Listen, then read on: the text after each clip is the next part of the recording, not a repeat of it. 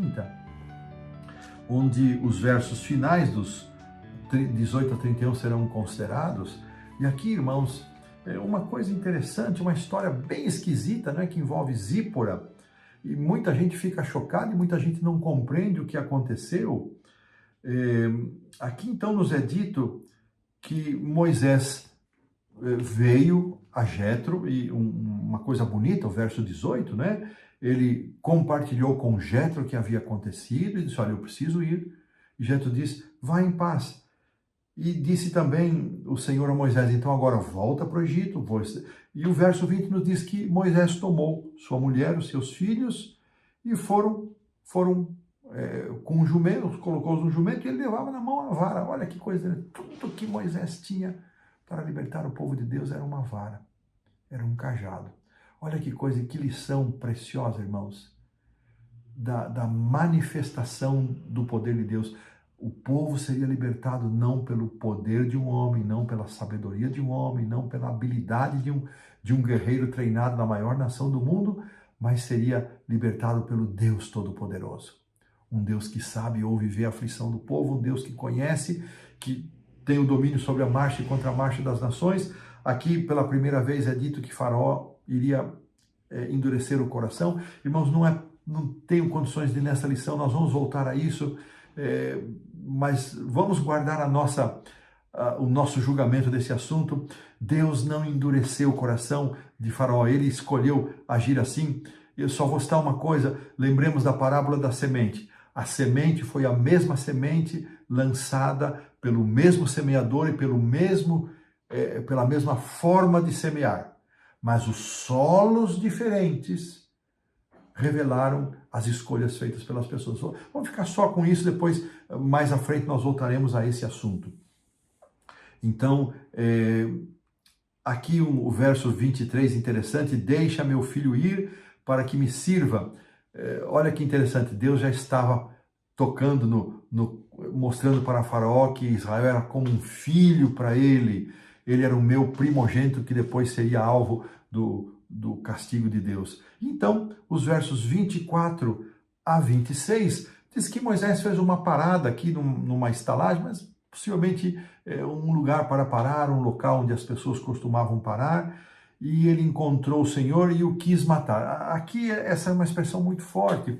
O anjo do Senhor aqui se manifesta para demonstrar o desagrado de Deus com respeito a uma atitude de Moisés e Zípora em não terem circuncidado, muito possivelmente, o filho Eliezer. Lembre-se que Moisés tinha 2 filhos, o Gerson, cujo nome significa desterro, lançar fora. A este Moisés havia circuncidado, e acho que Zípora ficou impressionada, e quando nasceu o Eliezer, que significa meu Deus é meu auxílio, muito possivelmente ela convenceu Moisés a não circuncidar o menino. Talvez ele tivesse um nascimento mais recente, não dá para precisar muito esses detalhes, mas o fato é que Deus mostrou a sua indignação contra Moisés por ele estar indo para uma grande tarefa, deixando de atender um requisito de Deus.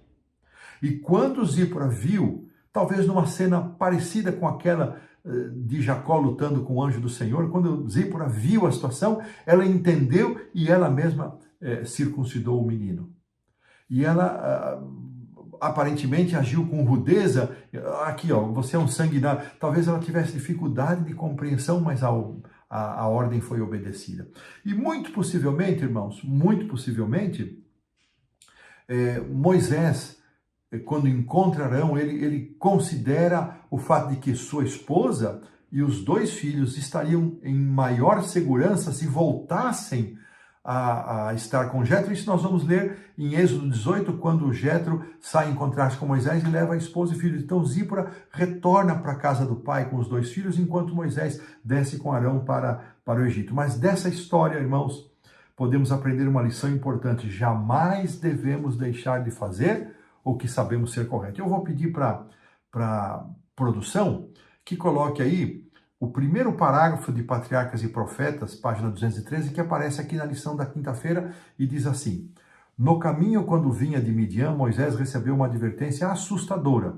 e terrível do desagrado do Senhor. Um anjo apareceu de maneira ameaçadora, como se fosse destruí-lo imediatamente. Nenhuma explicação havia sido dada. No entanto, Moisés se lembrou de que havia desatendido a uma das ordens de Deus, negligenciar e efetuar o rito da circuncisão em seu filho mais novo.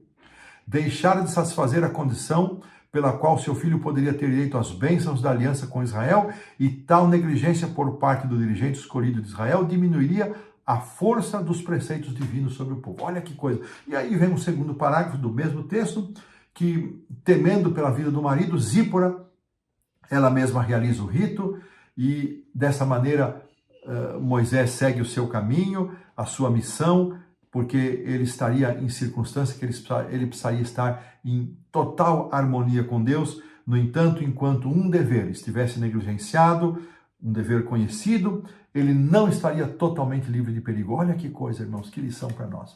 Será que nós estamos vivendo integralmente na luz que nós recebemos de Deus? Irmãos, eu acredito que nenhum de nós pode afirmar presunçosamente, não, eu vivo 100%. Nós somos humanos, pecadores e falhos, mas a nossa disposição deve ser para esta direção. Veja, irmãos, que muitas vezes nós estamos pisando preceitos do Senhor, conhecidos, e achamos que está tudo em paz, mas não deve ser assim. Queridos, eu gostaria de, ao finalizar esta lição da quinta-feira, fazer um apelo que Deus sensibilize o nosso coração, para que nós possamos ser fiéis e obedientes à luz que nós recebemos. Com essa história de Moisés, essa compreensão, nós vamos aqui finalizando a lição da quinta-feira, pomos um ponto final.